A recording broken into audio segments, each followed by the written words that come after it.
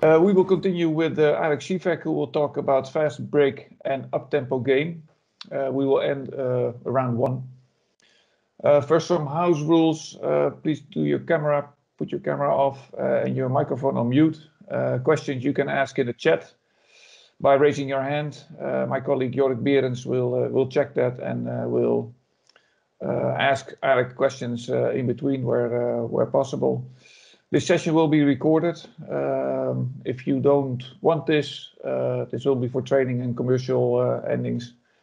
If you don't want this, please send an email to opleiding@basketball.nl and make sure your name is not visible. It's hardly not necessary to introduce Arik anymore.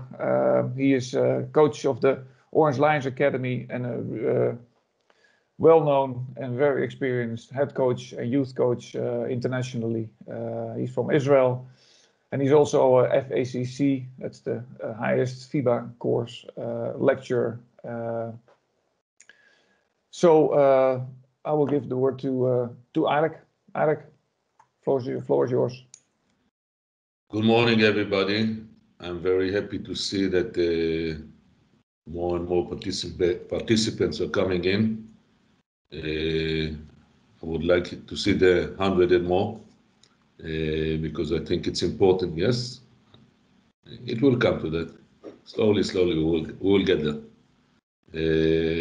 It's a very important part of what I put for myself as goals to improve coaching part in Holland, and I'm doing my best to do it in these clinics, taking initiative to make these clinics and all these coaches courses that we are planning to do.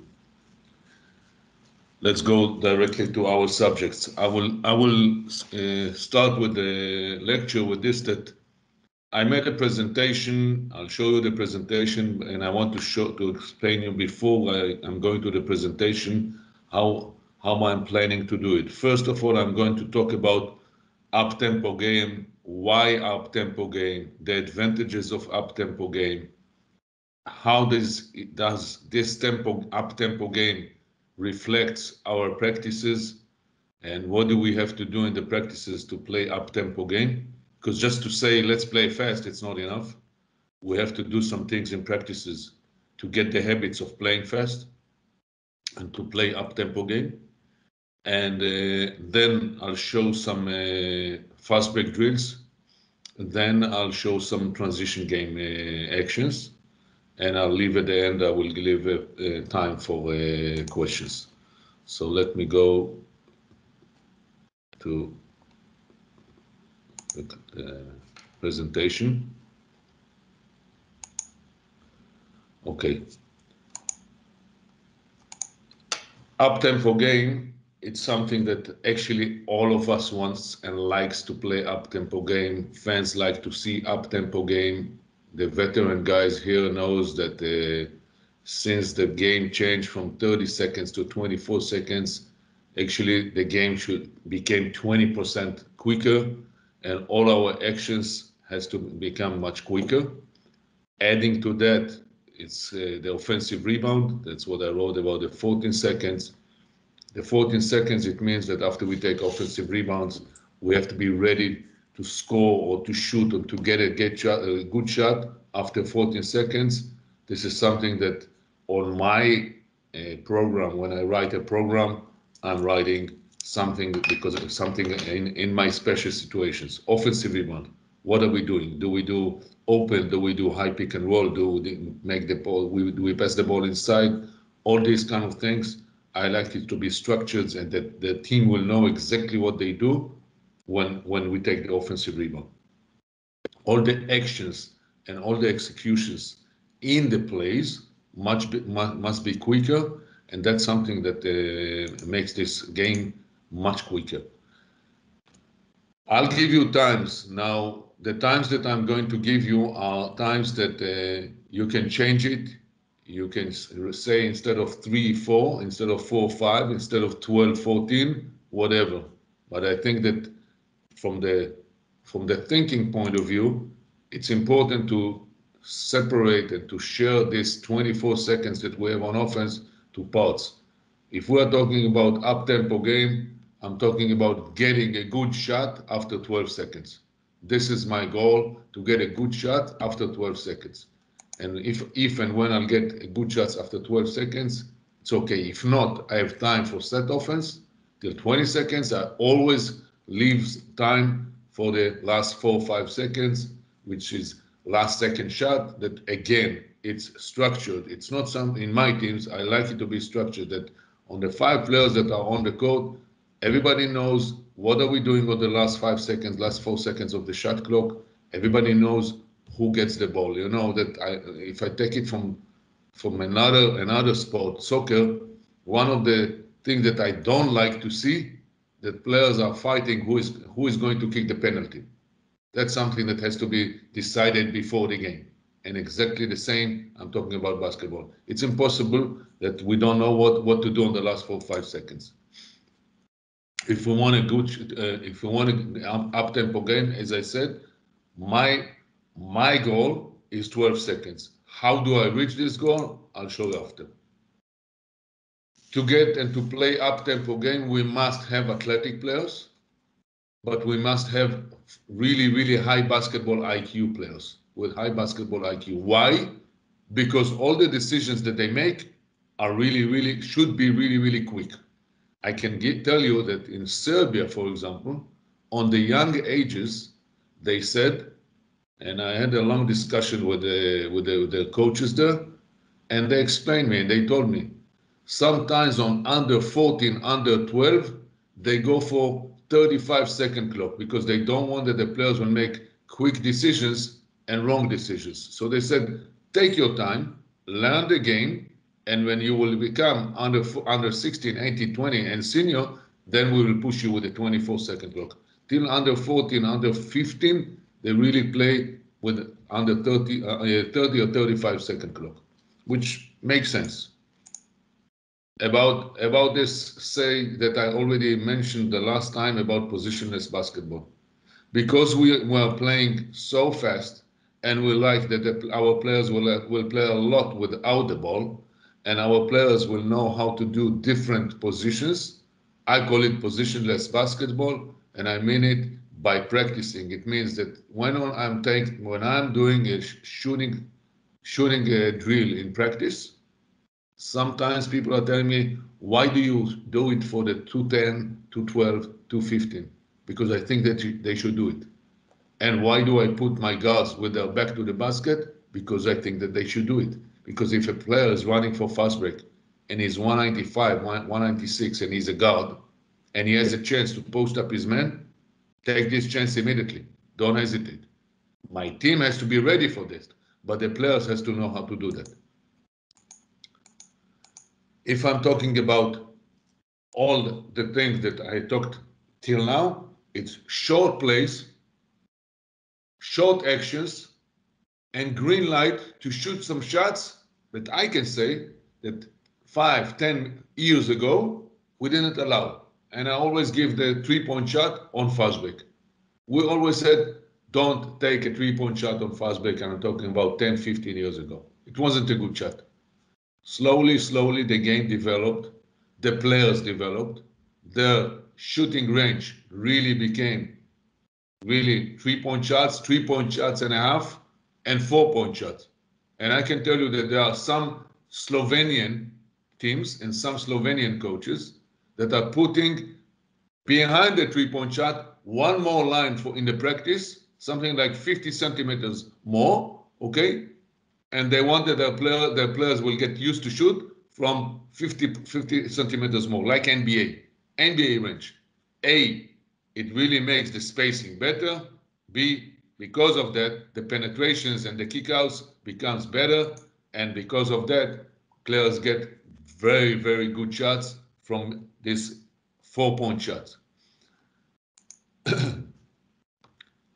If I'm talking about after the fast break and the corridors, which I'll talk about it later, your transition game or the way that you run for offense should fit zone and man.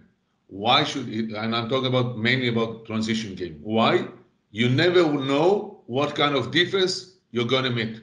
You can control on what you can control. It means you can control on your team. You cannot control on the opponents. So if you are making a shot, and I'm telling you that a lot of Israeli teams, Spanish teams, they have a rule. You make the shot, you go back to zone. You miss the shot, you go back to man. Okay? And you see it with a lot of national teams that when they are really well practiced on that, well coached on that. So you see that they are doing this as machines. They score, they go back to zone. They miss, they go back to man. Okay? Now you run your transition game. You should be ready on your transition game that it will fit man and zone. It means if you meet 2-3 zone or 3-2 zone, you don't want to change things. It's exactly like in a senior team, in a top senior team, you have playbook, and in this playbook you have plays for man, plays for zone, and plays for man and zone. Because a lot of teams are playing zone going back to man after 2 passes, after 1 pass, after a time, after a low post pass. Okay, and I can tell you that lately in the EuroLeague, you see some teams, for example, Barcelona, okay, Real Madrid, you see that these teams sometimes play zone, okay, play man, and afterwards they go to zone, opposite to what we used to do a year, 2, 3, 4 years ago. Most of the time, we start zone and we went to man. Afterwards, now you see a lot of teams, they play man, okay, and they go to zone. Barcelona, for example, goes to zone after the ball goes inside. They don't trap. They go to 2-1-2 zone. So if you are running fast break, you have to be ready for that.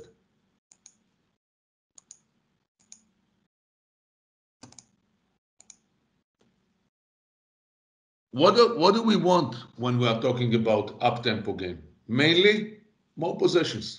And when I'm talking about more possessions, if we take mathematically that we have 65 possessions a game in the past, okay? 60 to 65 possessions in a game.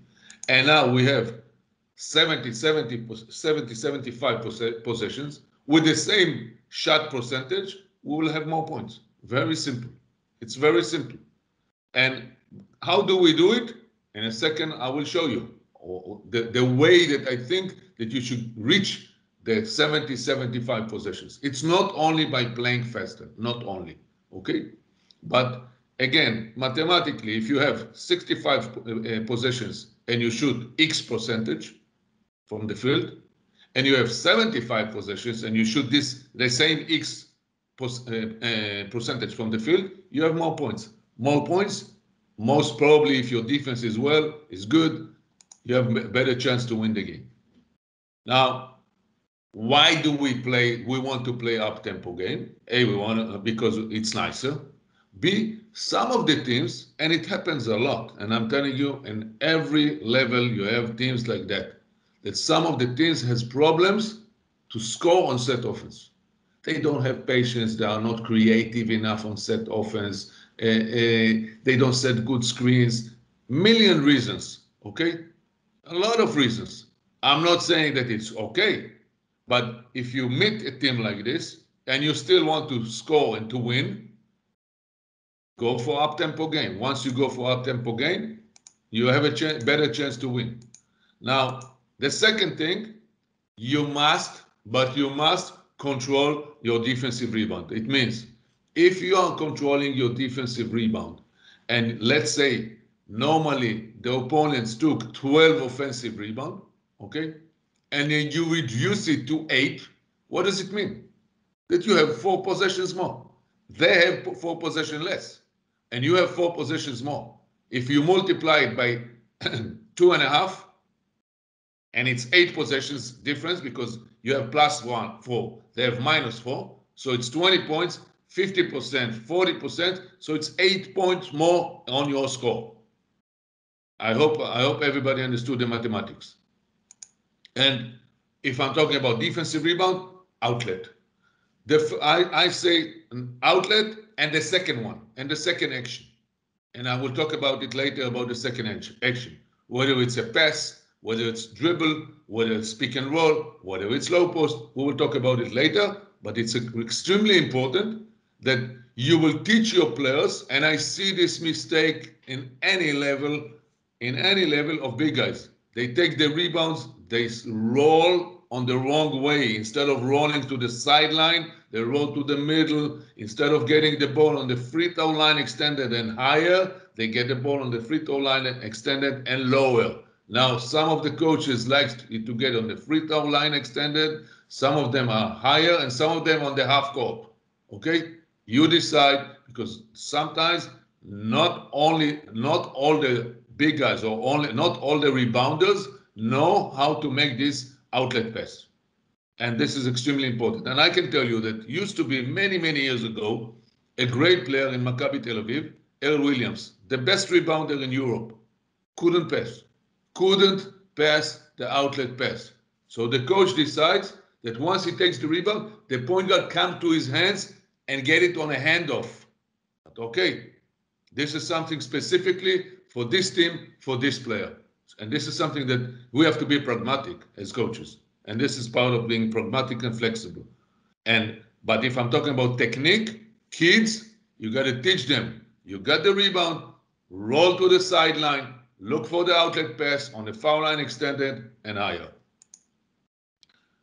Second, another thing about after the outlet pass and the next action that I will talk later is the corridors. And when I'm talking about corridors, I'm talking about two options, guys. When I'm talking about corridors, there are coaches that likes to do it. On the left side, you see the three corridors, okay? Sideline, and middle, okay? And there are some coaches, like myself, I like to spread the court for 5 corridors, okay? Sideline, okay? Two spots or 2 corridors for the point guard and 1 corridor for the big guys that are running here in the middle. And I'm talking about the first trailer. Because the second trailer always right opposite, in my teams, opposite to the point guard. It means if the point guard will run here, not on the sideline, if a point guard will run here, elbow, okay, he will always run weak side elbow, okay, to have a position, to have an option to swing the ball, to go for a screen, whatever your transition game is. Now I wrote here something that actually it's also rebound, but now I'm talking about long rebound. And this is something that I want to say a few words about the long rebounds. I wrote here that if you take, for example, 25 3-point shots a game, and you make 10 from 25, which is okay, it's 40%. It's very okay, okay? It means there are 15 long rebounds that are open and are on the table. Just take them. And why I'm saying on the table and take them, these are not the rebounds of the 2m10, 2m15, or the great athletes that will take the rebound from the 24-second clock. No, these are the rebounds that will fall on the foul line area, or the foul line extended, on the wings, or on the corners, that everybody has a chance to take it, whether if you are 188 or 2m5. And this is one of the reasons that we decide to send more players to offensive rebound, because of the amounts of 3-point shots and the amounts of 3-point shots that are being missed. Okay? So once you missed and you take 25, you make 10, 15 times, you have a chance to take rebounds. You took offensive rebound. What does it mean? More possessions. You remember that I'm still talking about reaching the 75 possessions from 65. And it's not about playing faster. It's about a kind of a rule. We send the 2 big guys and the weak side guard or forward to offensive rebound. And 2 players spin back on defense. Okay? And it's a rule. Some of the coaches, I'm telling you nowadays, are sending even sometimes 4 players to offensive rebound. Okay? That's from the defensive point of view. From offensive point of view. From the defensive point of view, if the opponents are taking so many rebounds, okay, so many 3-point shots, and there are 15 shots that they miss, if we will be able to tell our guards no more that our big guys are responsible for the defensive rebound. No. On those long rebounds, on those long rebounds, if our guards will be involved on the defensive rebound, and I can tell you something from Amsterdam, okay? When I used to play Amsterdam, I had a player, Teddy Gibson.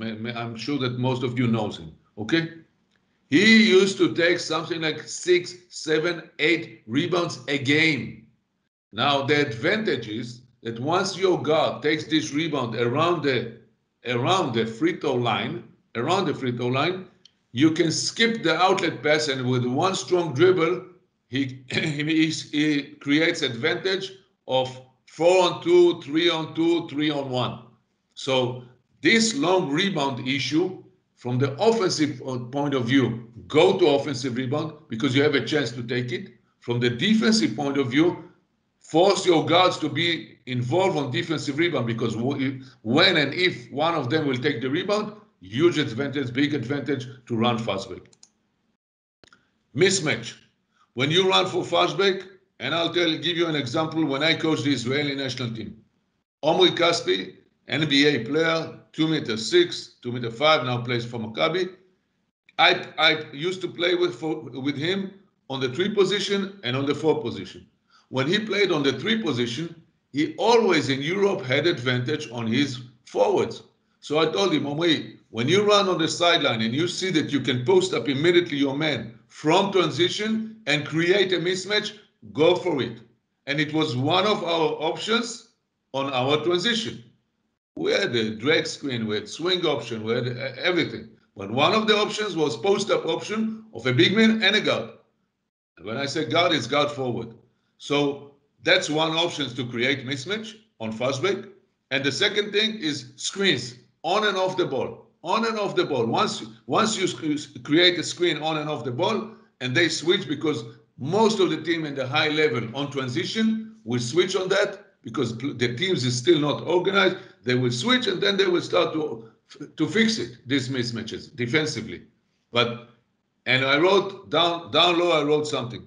I wrote something about create a mismatch, recognize the mismatch. Okay, how long does it take you to recognize the mismatch? And not less important, how long does it take you to punish the opponents on the mismatch that you create?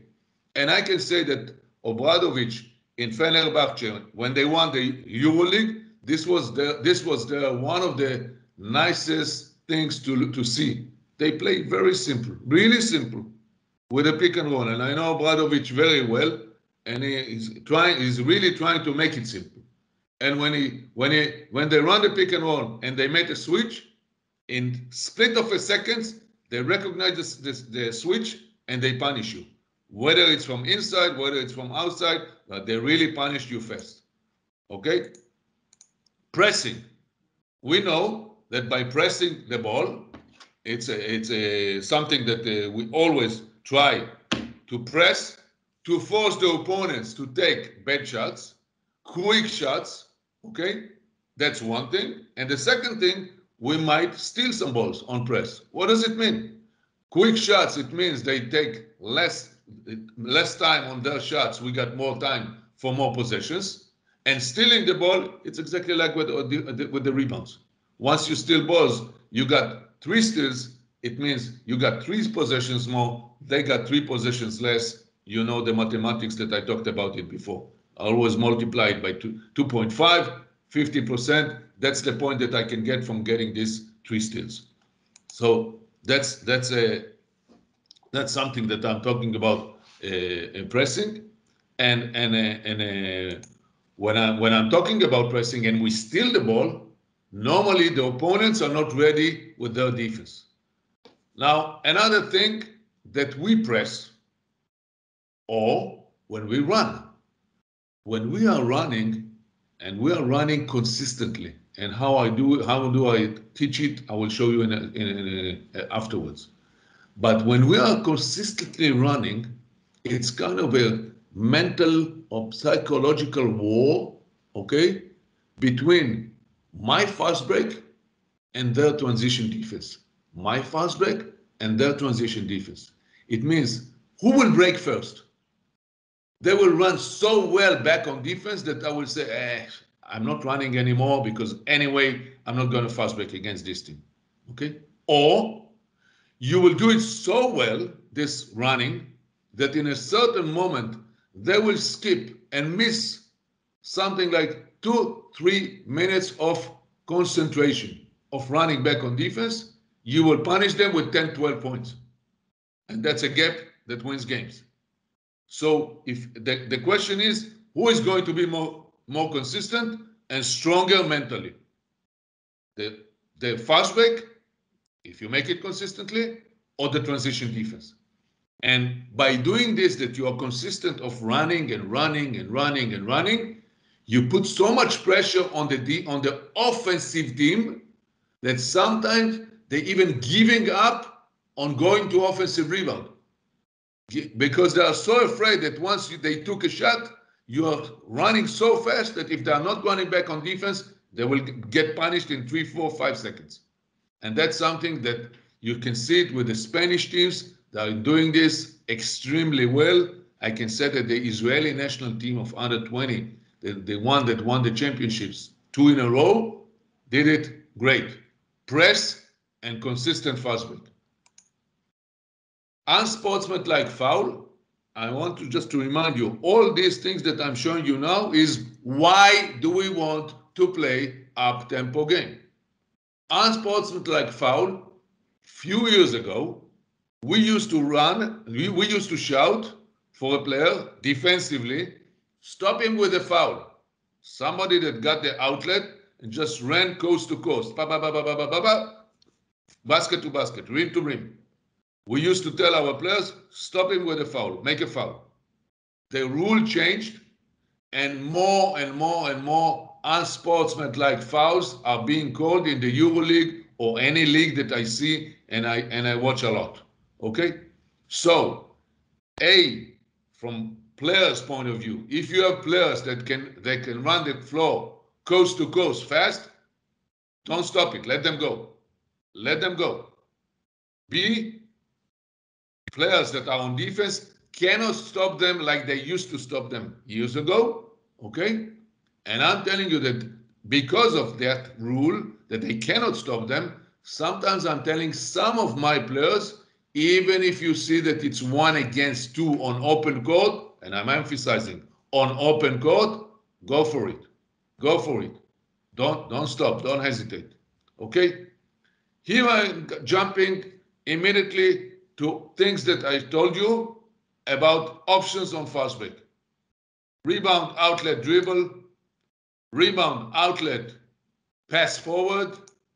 Rebound, outlet, drag screen. And as you see on the weak side, we always keep the strong side with no corner, and on the weak side with 3 players, which fits man and zone.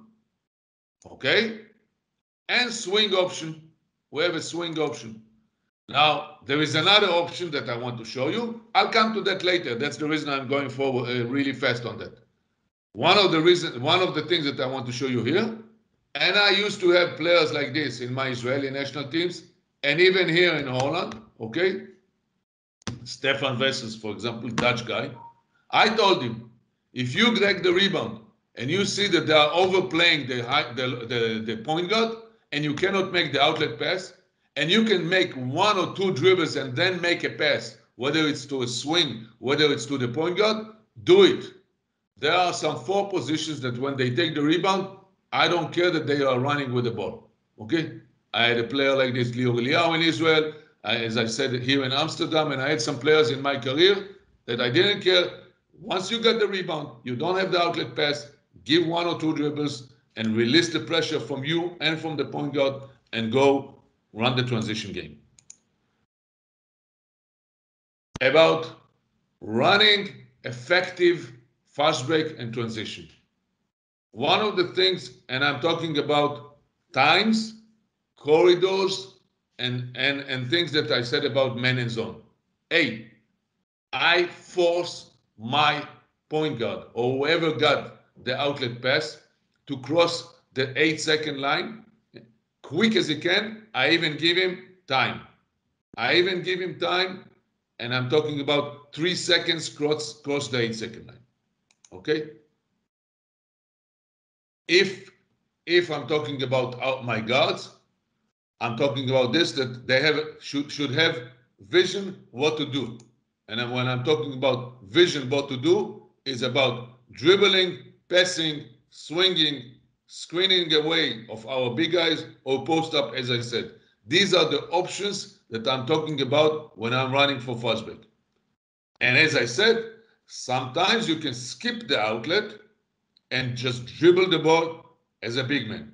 As I said before, positionless basketball. One of the things that I'm saying is I will not allow my 215 man that he cannot put the ball on the floor to do it.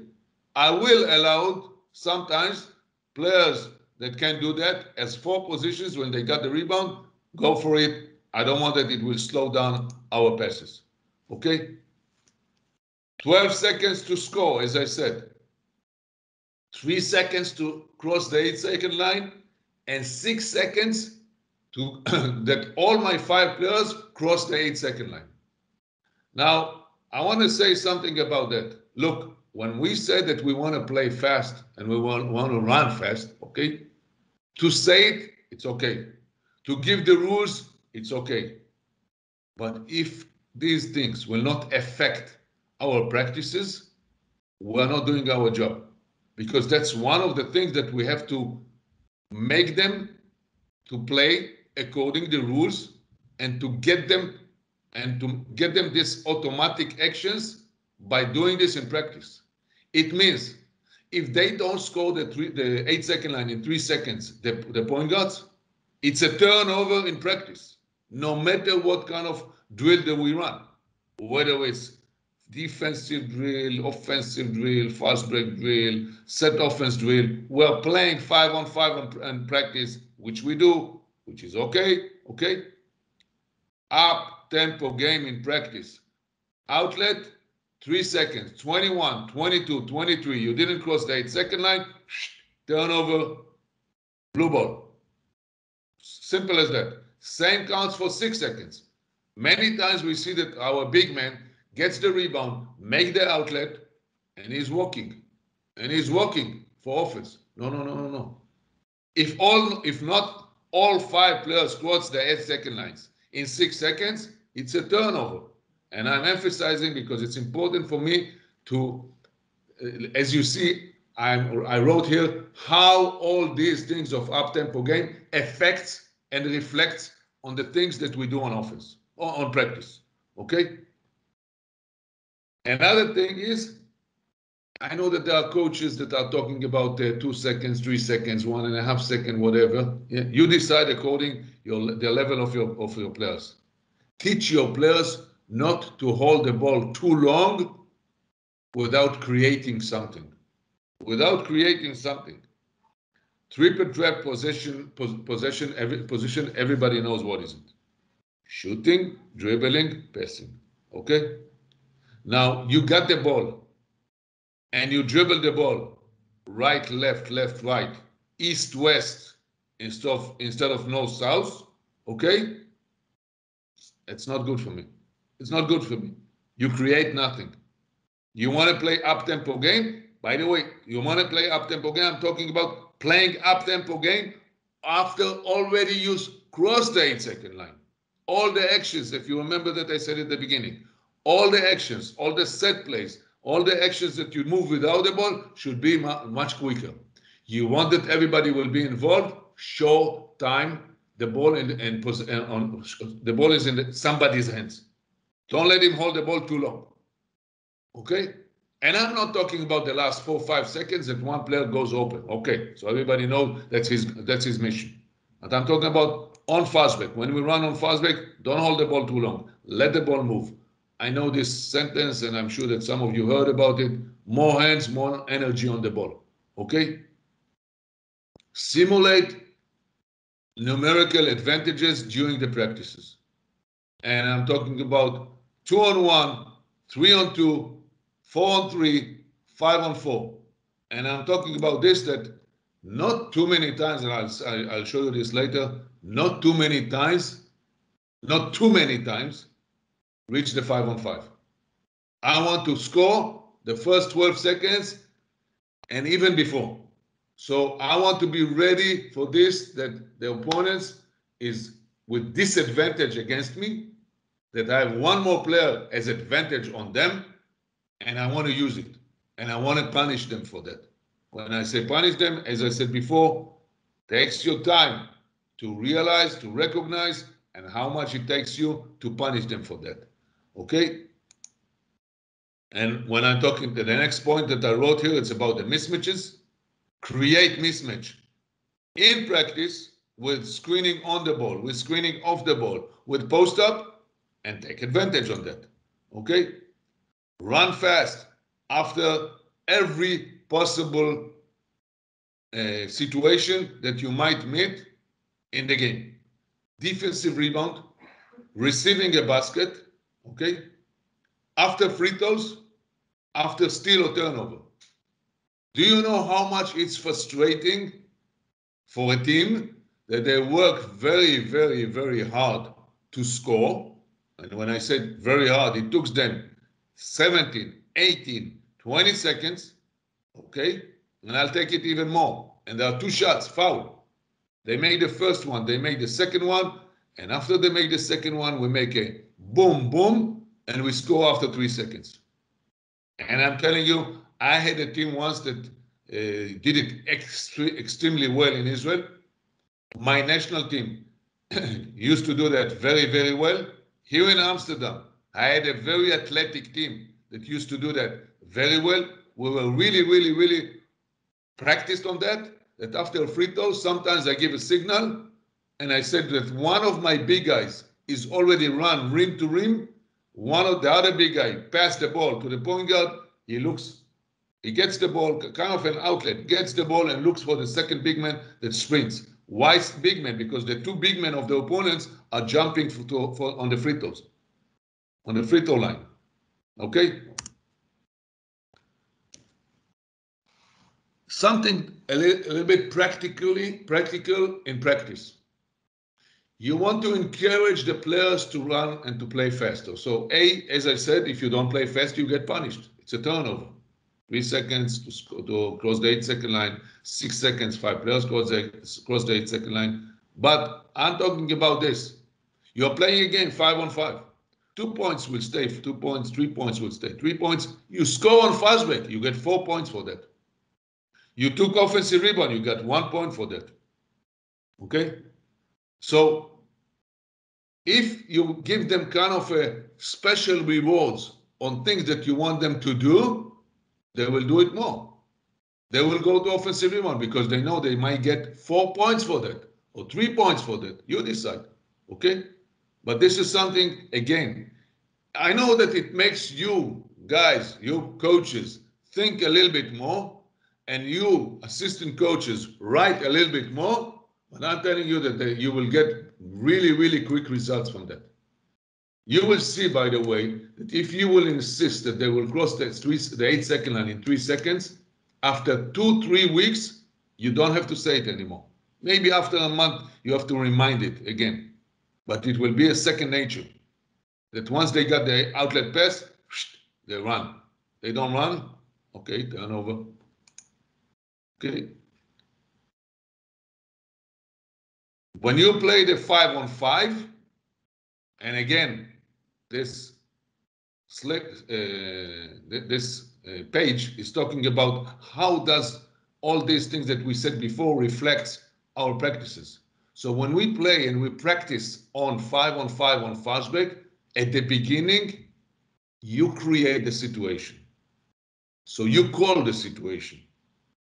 And then you create the situation. And I'm talking about, for example, when you run fast break and you overplay the high post, you want to teach your players, yeah? You want to teach your players to make screen away. Why? Because he cannot get the ball, or to go back door. And these are things that you have to teach them while you practice 5-on-5. So as I said at the beginning, you call the play, you call the situation, and then you create by overplaying, by forcing the guy that got the outlet to pass forward because he is being pressed, so we will pass forward and he will go to the weak side. So you create it. So actually what you're doing this, you simulate simulation of situations that you might meet in the game. Afterwards, things will go much quicker and things will move much quicker, and they will recognize this situation much better. One more thing that I'm doing in practice, and this is a drill that be careful with the way you do it, and I'm talking about it might create mess, and it's not an easy one. I'm talking about conditionally. So one team can do it 1 minute, another team can do it 2 minutes, another team can do it 3 minutes. You play 5 against 5, and what you do in practice, you keep all the rules that you said about the times, but the offense always stays on offense for 2 minutes. It means offensive team is on offense 2 minutes. And let's say they score, they take the ball out of bounds, they run to the other side as offense. The defense stays on defense. Let's say they missed and the defense took the defensive rebound, they just put the ball on the floor and run back on defense. So then you will get a real quick drill of up and down, up and down, up and down. And then you see that the offensive team is really getting better and better and better by reading the situations. And I'm telling you that you improve your defensive transition too, because the defense is really playing 2 minutes on defense. So the defensive transition is getting better, which I always tell my players. You want to be better offensive team. If we play great defense on practice, you will have to invent and to be creative. And then when you come to the game, nobody will be able to surprise you with nothing. So these are things that I wrote here on a general way of how does all these things that we want affect our practices. Not too many times to get 5 on 5. And if you want to measure, kind of a feeling you as a coach, take the videos and see the shot selections that you took after 12 seconds. If you have better shots on first 12 seconds, it means you start to run really, really well, even whether it's from the rebound outlet and whether it's of running corridors, okay, on the corridors. And the second thing, turnovers. Suddenly you see that the turnovers is reducing.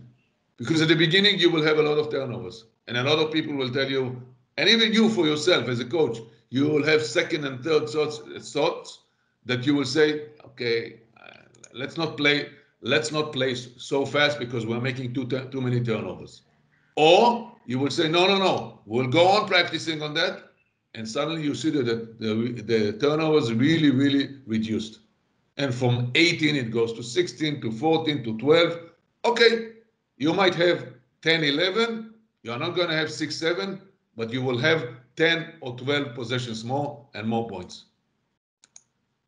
About drills. Before I go to the drills, I wrote here something about pressure, which I think I told you the last time. Put pressure on your players. Put pressure on your players during the practice. Whether it's time, whether it's amounts, whether it's physical pressure, whether it's mental pressure, and maybe combination of all these kind of things. And when I'm talking about pressure, I'm talking about you got to make 20 baskets in X time. Okay? You got to make 15 baskets, but you cannot miss 3 in a row. All kinds of pressure that you can put on players to compare the situation on practice and in games. What are we trying to do in practice? To prepare our players to be max time on game situation. If we can do that, yeah, the practice is good. Okay. Options after rebound, after turnover or steal, after receiving a basket or free throws. And now let's go now to drills.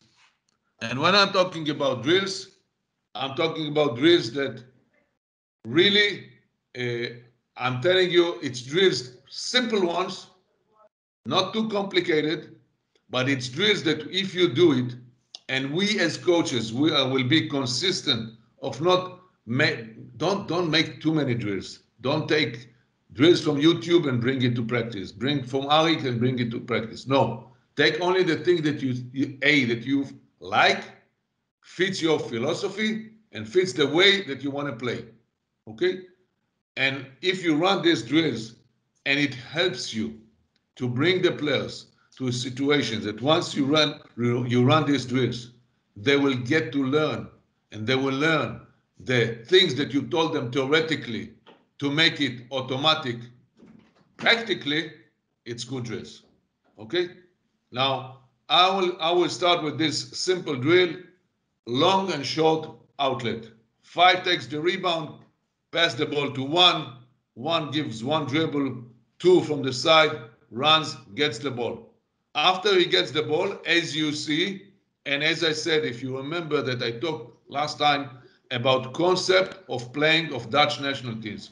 And one of the things that we said, and one of the things that I wrote here, I want to teach my big men to run rim to rim fast as he can, not only the guards. So by doing this, you understand that you can, instead of passing the ball to 2, you can pass the ball to 5 and he will make the layup. Okay? No big deal. It's still okay. It's still okay. It's the same drill, and it's still okay. Now, after 5 ran rim to rim and 2 made a basket, 2 already, after he made a basket, sprint from here and goes to the side to get the next outlet, but now short outlet pass on a foul line extended. You see that this was a long one and this is a short one, okay? And again, 1 after he make the pass, cross the 8-second line. You can put here a coin or whatever. He runs here and he makes the outlet pass, and 5 again is running rim to rim. You can make this drill and you can make it like this. 1 is shooting, 2 is shooting, 1 is shooting, and afterwards the third time 5 is shooting. So actually they're running 5 courts, up, down, up, and all 3 players ran and shot the ball, and they're running according our rules, according our corridors. Another drill that I like this drill a lot, it's really up tempo, You you can make this drill in a different positions of the players. You can put here 2 under the basket instead of here 2. But anyhow, 2 dribbles the ball and dribbles the ball, and this 2 is coming and get the ball and makes the basket. Okay. Once he makes the basket, he goes under the basket. 4 that is running is that he's under the basket, pass the ball to 1. 1 dribbles the ball and pass the ball to 2 that actually made a pass, but he's running around these 2 coins, okay, and pass the ball to 2, which makes a layup, and vice versa. This is a drill that you can run it in 1.5, 2 minutes. Great conditioning drill, and I'm telling you, make it with X or time or X amount of baskets, and you cannot miss a layup. You miss a layup, 0, we start from 0. Or you have to make 10 baskets in, I don't know, half a minute, or 10 baskets in 40 seconds. You decide the numbers, the X and the Y's are according the level of your players. So we cannot, with all the respect, we cannot compare a Dutch national team to a second division team or under 16 team. No, we cannot. It's okay. So you as a coach has to adapt and to make the criteria for your team. What is the X? What is the Y? Means how many baskets I can make in 1 minute, or how long it will take you to make this amount of baskets. And these are things that you have to adapt in your team. But if I go to this drill, it's a drill that you shoot with your right hand, you shoot with your left hand. It's an up-tempo game. You teach your players, first of all, to run to the side and then to run on the corridors, because some of the players, when they are here defensively, they will run here in the middle of the court, and that's bad.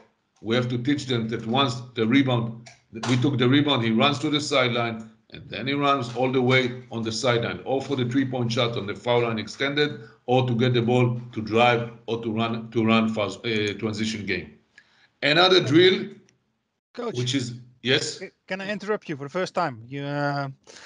Yeah, people were speechless until now.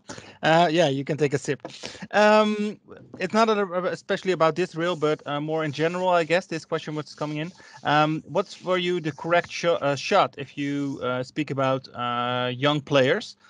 Do you teach them to go to the rim, or you are okay with settling down for open shots? Okay, good question. This I'll go back. The same drill, the same drill. We can do it with layups. We can do it with fake dribble jump shots. We can do it with fake dribble drive. We can do it for three-point shot. So you can make the same drill for all options. Okay? And I think that the players should have and know all the options. It means even the layup that I'm talking about, for example, in Ola, when I make this drill and we make layups, so we make it 2 minutes normal layup and 2 minutes Euro step layups. Okay? So you can decide. It's not about what I teach. I think that they have to learn everything.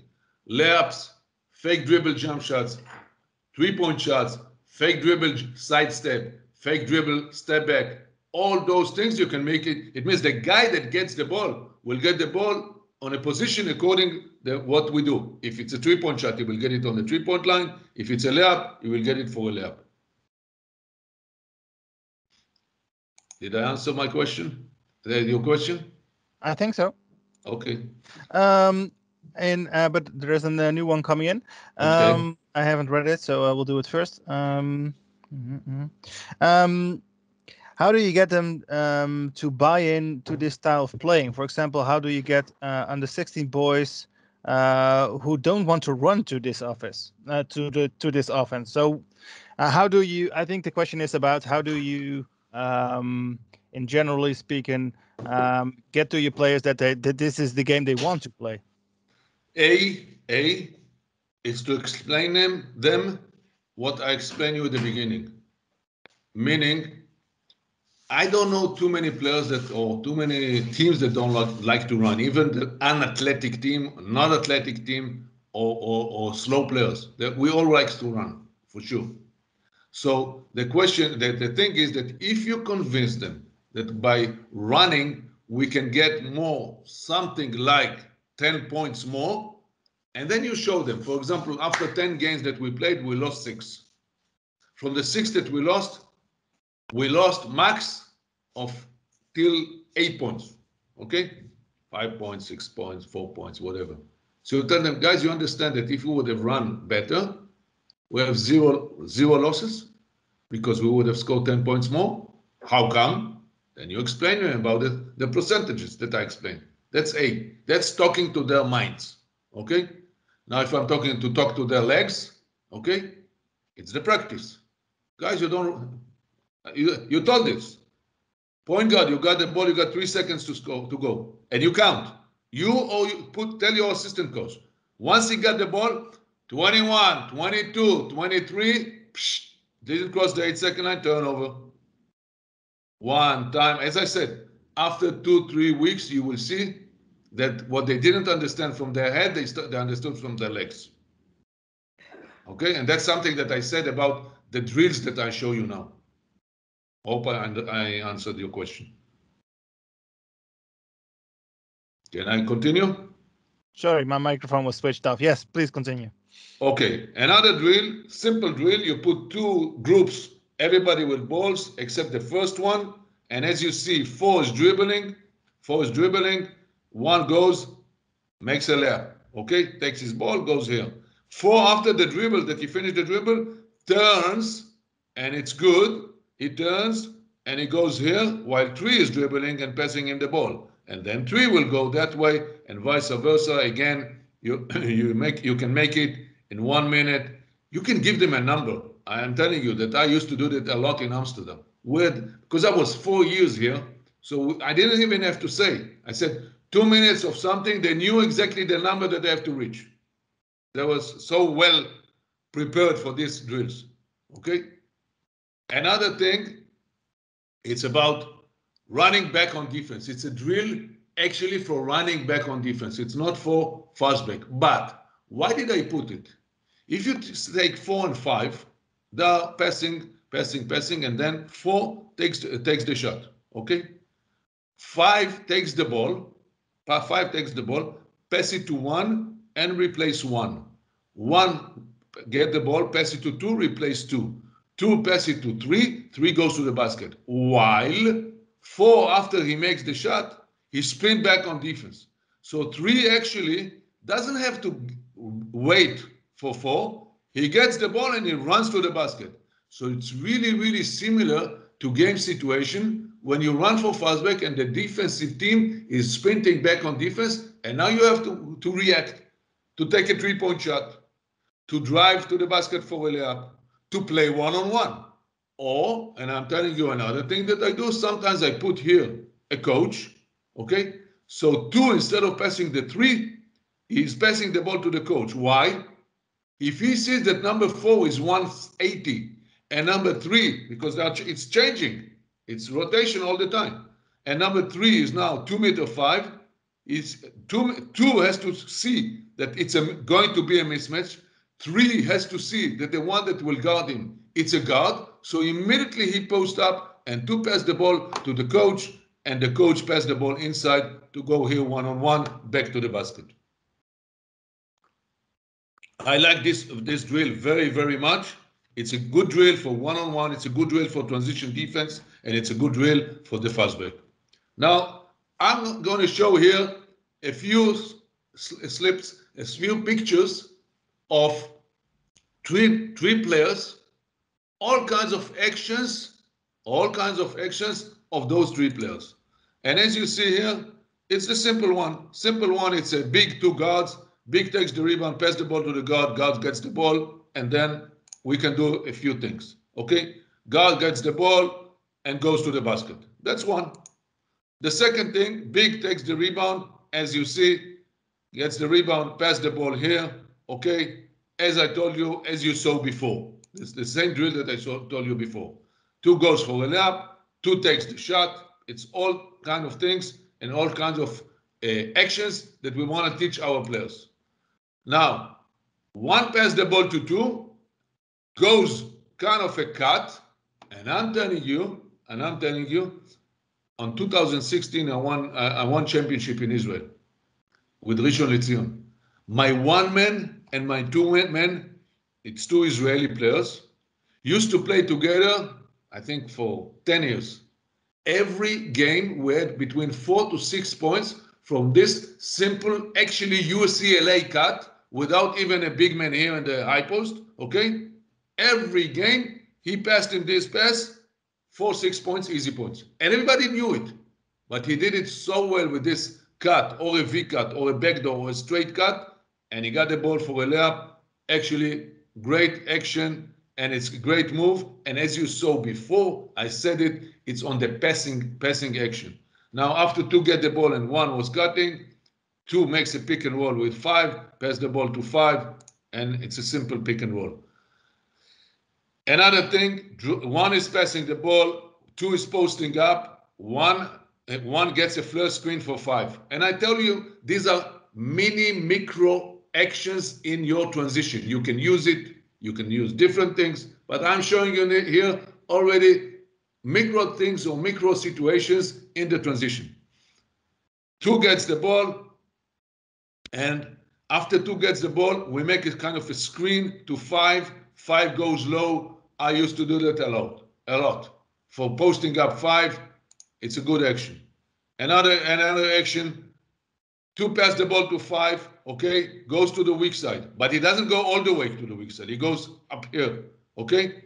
1 and 5 gets a handoff, and 5 set a screen. 5 set a screen to 2, sorry, that goes out for a shot.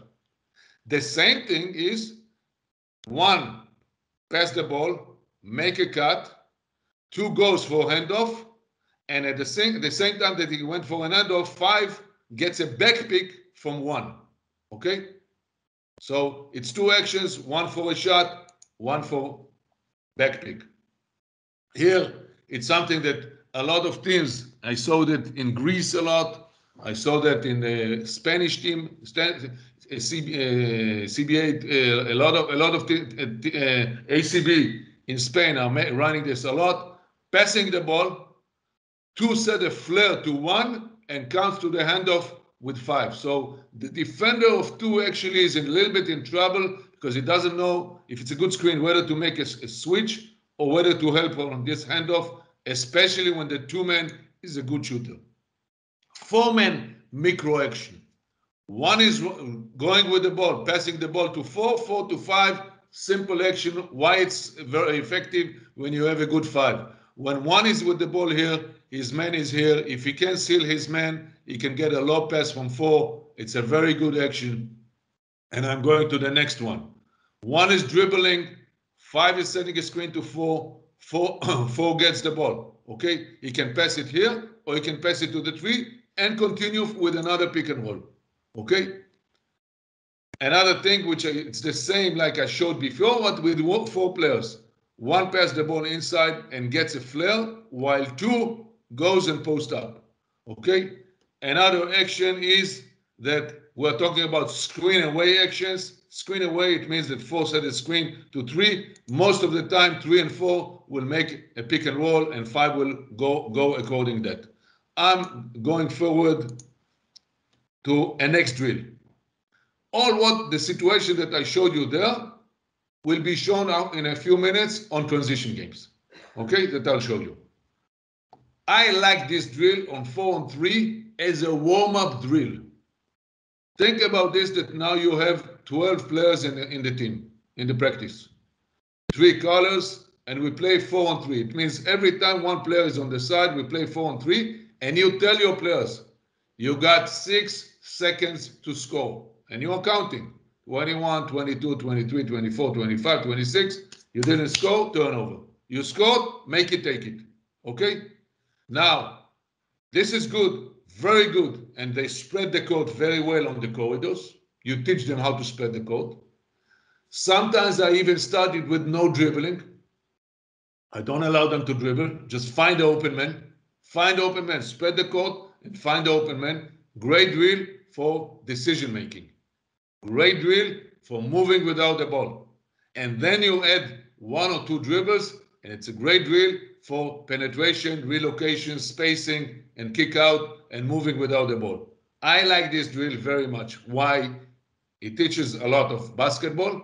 And even if you have 11 players, what are you doing? You're running 4 against 3, okay? And the guy that is shooting the ball joins the offense. The guy that is shooting the ball joins the offense. And then you always have 4-on-3, 4-on-3, 4-on-3. And even if you have 10 players, you can still do that. Okay? And I like this drill, as I said, because it's a lot talking about basketball IQ. 5-on-5. And as you see, I put here 2 coins. We actually play 5-on-5 normal court. Normal play, normal game. But once one team scored, the other team has to spin back on defense, and they have to go around the coins. They cannot spin back on defense directly, which teach my teams offensively to make a quick outlet, and the big man that runs here in the middle, rim to rim, he has advantage. And I want to look for this pass. Wing to big man on the other side of the court. Rim to rim run. Okay? Now I call it the 6, 10, and 12 seconds drill. All the players are here, 10 players. Okay? When I whistle, they all has to run to touch the line.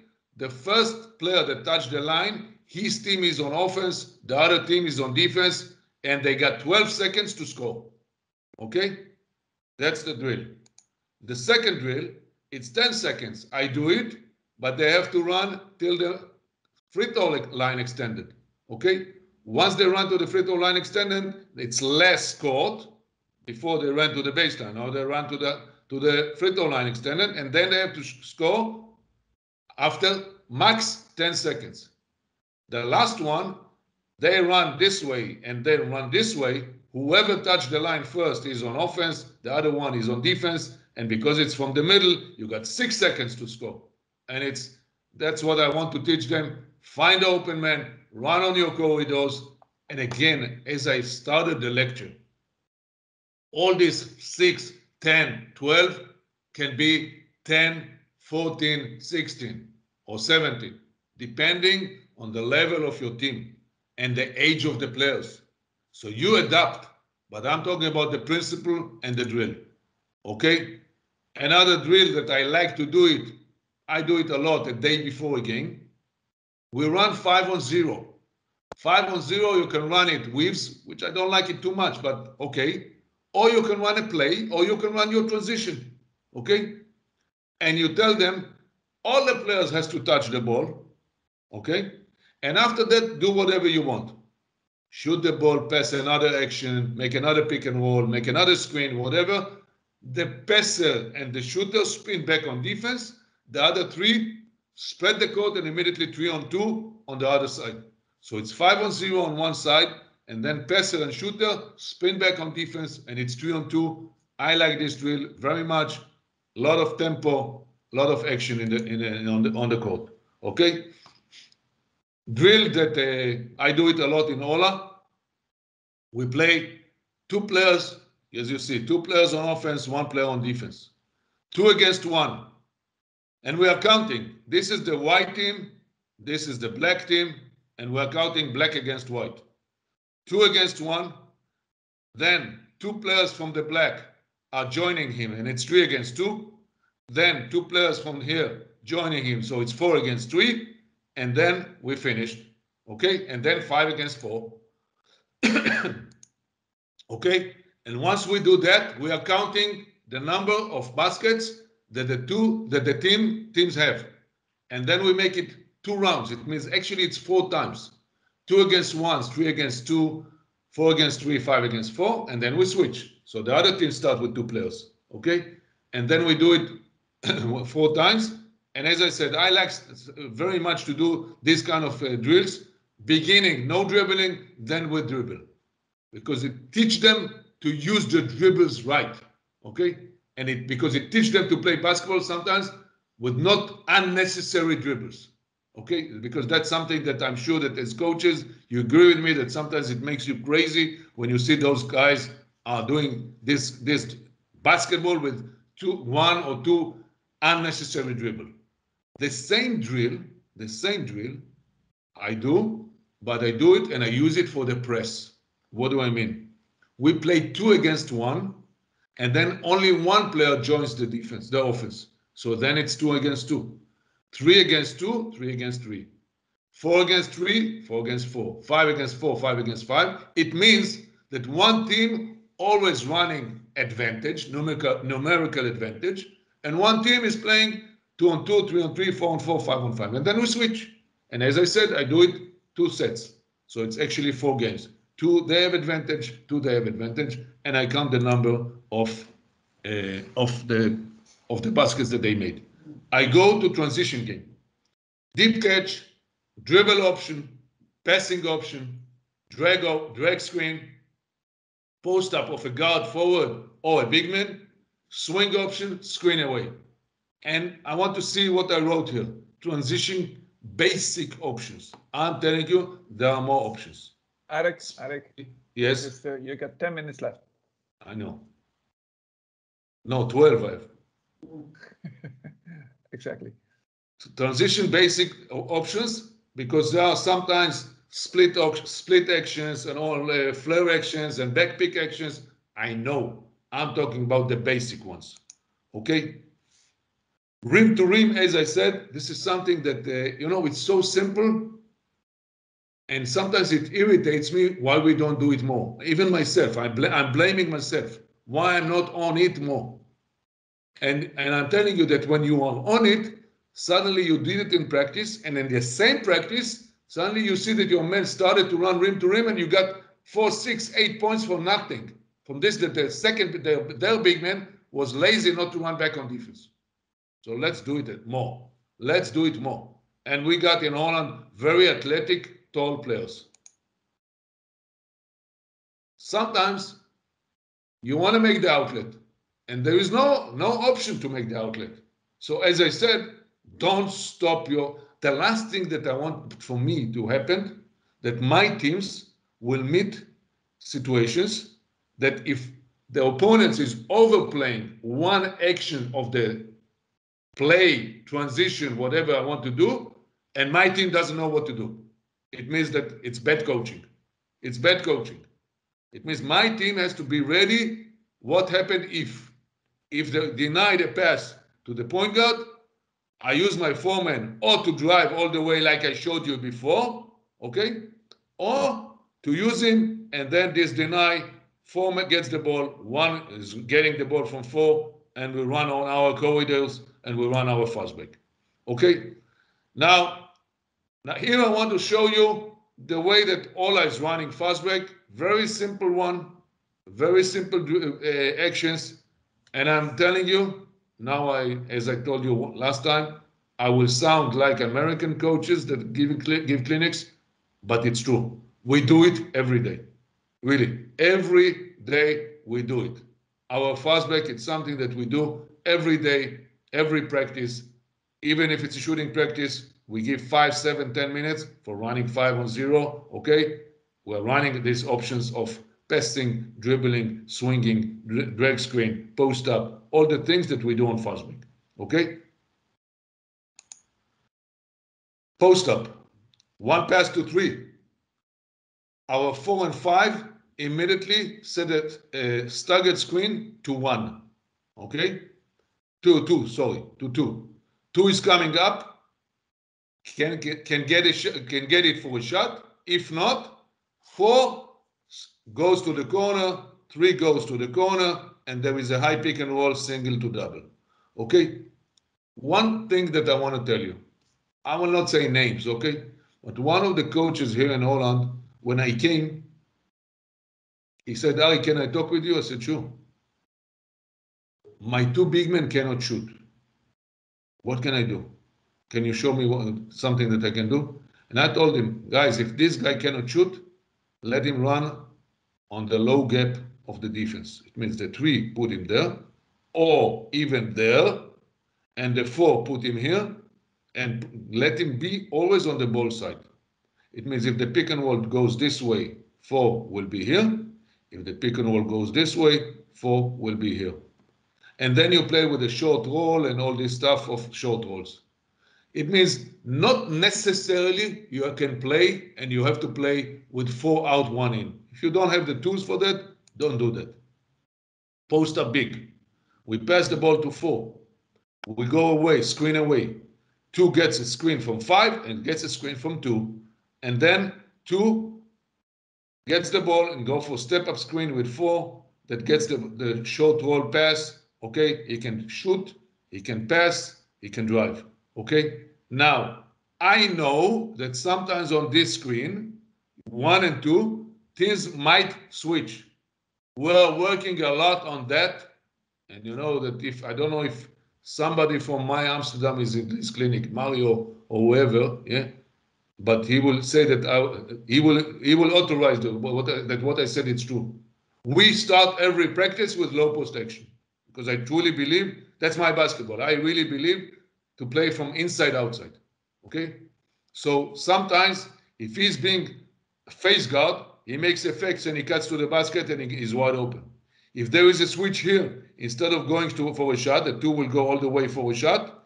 He goes, he curls inside, and 1 comes back. So there are a lot of options, and it's all about reading the defense. And when I'm talking about reading the defense, that's something that we have to teach. Yes, we have to show them situations. We have to practice on that, and then we have to play with that to make it automatic. Reading situation, react. Reading situation, react.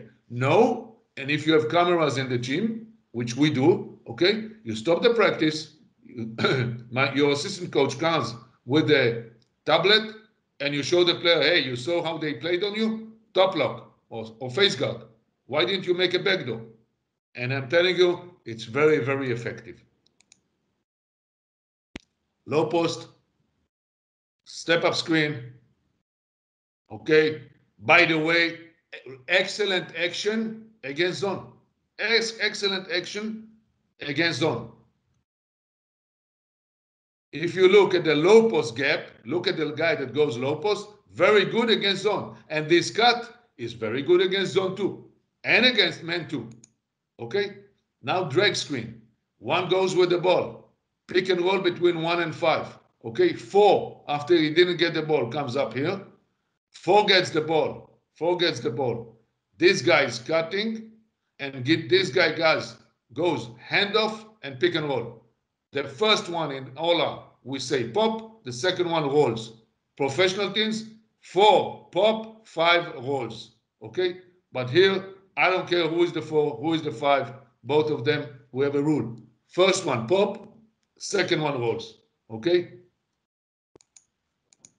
You see the drag screen, cutting, handoff, pop, roll. That's the drag screen. Again, handoff, next. Swing option.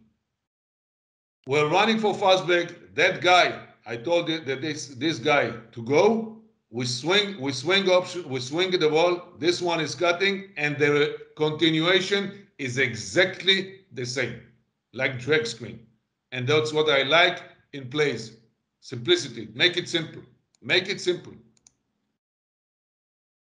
Look, swing, cut, handoff, pop. Now, this is something that I want to show you. Just a second, we'll show it again.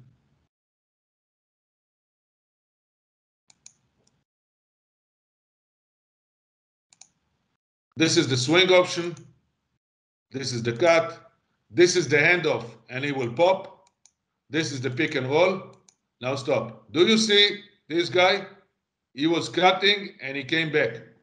We add this action to be ready, and now I don't want to go too much about it for next defense. If we meet next defense, I don't want to talk about it now. I'll talk about it some other time.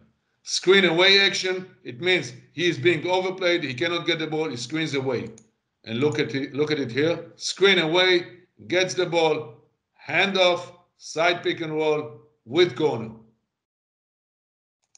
Another option that we show that if we want to make high pick and roll with back pick, we have an action. 1 goes with the ball, handoff, pass the ball to 5 that pops out, screen, pin down, screen away to 3 that gets a screen and a handoff, and the 1 that makes the handoff make a back pick to the 5, so it's a Spanish pick and roll. You will see it here.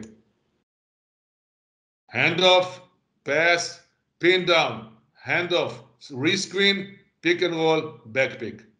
Okay?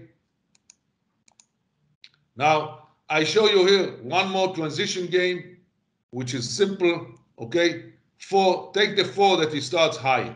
Leave this that he starts low. But when he starts high, he gets the ball. Okay? Handoff. The 1 goes to the corner. 4 makes a handoff with 2. Okay? 2 makes a handoff after 3 was cutting with 1. And at the end, we come to 1 and 5. It's a kind of a motion offense to get high pick and roll.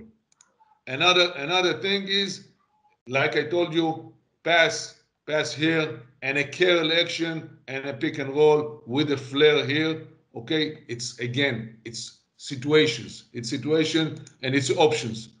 Another thing that I want to show you here, because it's connected to Ola situation. As you remember, this guy, when he was with the ball, this guy went to the weak side. If we want to make the same one, but it doesn't go all the way to the weak side, it's a drag screen, and then 4 and 5 set a target for 2, and then 4 and 5 set a target for 3. So it's a very good option on transition game for shooters. Okay? As I see, I was right on time. So questions? As always, you're right on time, Coach. Let's see. I'll let you talk for a while. So we have got a couple of questions coming in. Let's start with this one. Some youth teams, they struggle with learning multiple plays, especially if you don't have a lot of training time. For example, 2 times a week. Do you have tips to improve this matter? If you are talking about too many plays, I agree, and I know it. And that's the reason, even on senior teams, I don't like to have more than one, maybe two kinds of sets. It means side offense or 1-2-2, and that's it. Not too many. That's A. And I'm talking about the entries, okay? And if I'm talking about the plays, I like that my players are connected. It means when I have one, play one, I have one side, one down. Yeah, all this it's on the one, and it's about situations, and it's the same drill with different emphasis. It's emphasis for shooter, emphasis for big man, emphasis for post up, but it's the same play with fine tuning in the play. I think it will help you with these players that cannot go with the multi plays, because I'm telling you that sometimes even in the highest level, and I'm sure that if there are some ex players here, they will agree with me. Even in the highest level, sometimes you have in the team for sure have difficulties about this multi plays, too many plays. Hold on, can you repeat that last sentence again, because somebody had I said that even sometimes senior teams, even DBL, you will find players that has difficulties to remember plays. Okay, so the coach, as I said, we have to be flexible. We have to be really pragmatic on that kind of things. By the way, when I say it, I know that sometimes in my teams I will have players that I know that they are not good enough on running and remembering too many plays. I know it, and I have to know it. So maybe I have to cut some plays or make the plays a little bit more simple. Okay, completely clear. Then I had a rather long question, which was a continuous question about the choices you players are making. Akif, will you be able to put on your microphone and ask the question yourself? Yes, okay with that? Yeah, I will just simply read it a bit long, but I wanted to expand the question because you emphasized the structured planning, kind of certain discipline in the beginning of the presentation in terms of playing tempo basketball.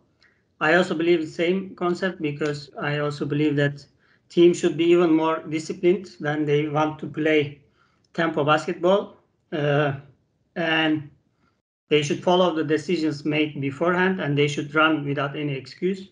But generally, players think tempo game is complete freedom.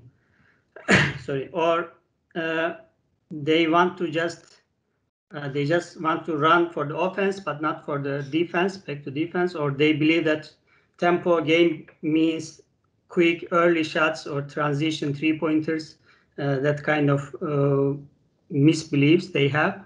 So how do you define this line between kind of giving them chaotic freedom or making them more effective in terms of being creative, but giving that freedom?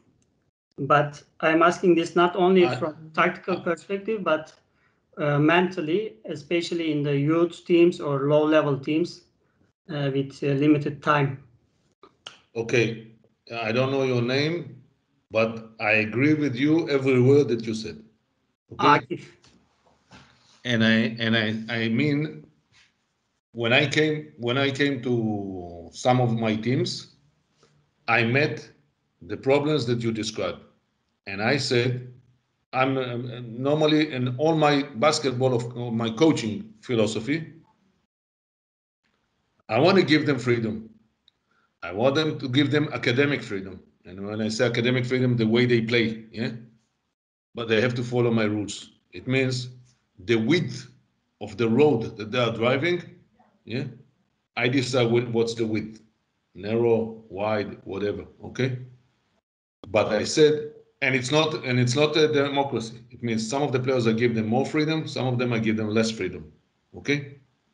But if I'm talking about a team, it's about repetitions, and it's about showing them, and I really truly believe that showing them on video corrections, correct your mistakes, okay, correction video, but show them also, and I always finish it like this. I always finish my video session with a few good things that we did. By the way, even if we lost by 20, I always do that. And I'm doing this to convince them that if they will do what I'm asking them to do, yeah, they will get better shots. They will get better situations. We will have, our shot percentage will be higher. And all this, I will say, Steph Curry basketball. Steph Curry, we have one in the world. Steph Curry, we have one in the world. Okay? Because I heard already here in Holland, one coach told me, yes, but Steph Curry shoots like this too. Okay? About something about the shot. And I didn't know if to laugh, to cry, but I heard him.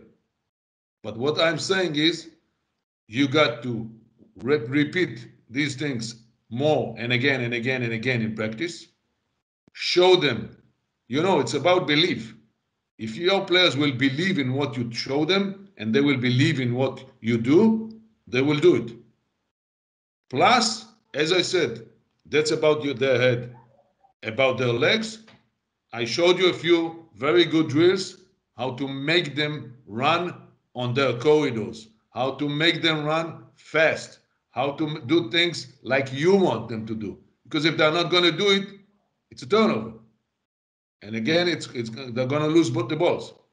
I don't know too many players that if they will not cross the 8-second line in 6 seconds, one time, 3 times, their teammates will be mad on them because it's a turnover. So it's kind of a process, and that's the reason I say you give them the freedom. Your job is to give them the rules. They have to run on the lane. Don't let them go out of the lane. Yeah, and that's our job.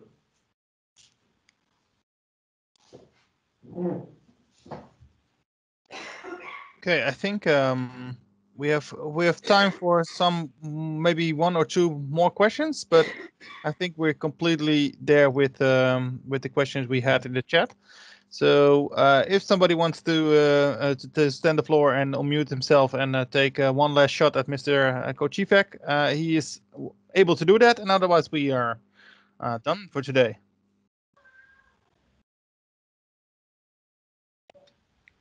I think you're perfectly clear, Arik, in your whole presentation. So thank you very much. You see some questions going up. Last one, Jorik. Yeah, we had one left. I think it's the one. Why is the 5-out good for a zone defense? Is that the one we have missed?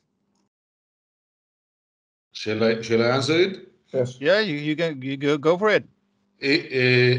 First of all, the last action of going on the back of the defense is when the back man of the defense on the 2-3 zone is coming up, and the 4-man is really going on the low gap. As you remember, goes on the low gap, gets after the step-up screen. Okay, so the step-up screen forced the back man of the defense, because the step-up screen on zone. Okay, on zone it's on the high player. Okay, and then he gets a step-up screen. He forced the big man from down low to come up. Once he comes up, the guy that goes on the low gap gets the ball. Who takes in? The middleman. If the middleman takes him, the high post guy that is cutting is wide open for a layup. Okay, I can show it if we have time. I can show it in 1 second. Give me 1 second. Okay.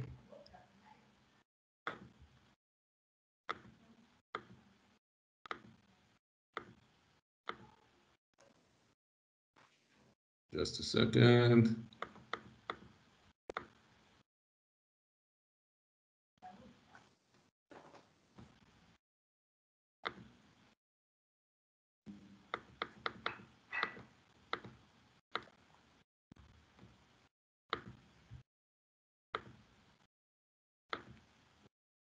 Okay.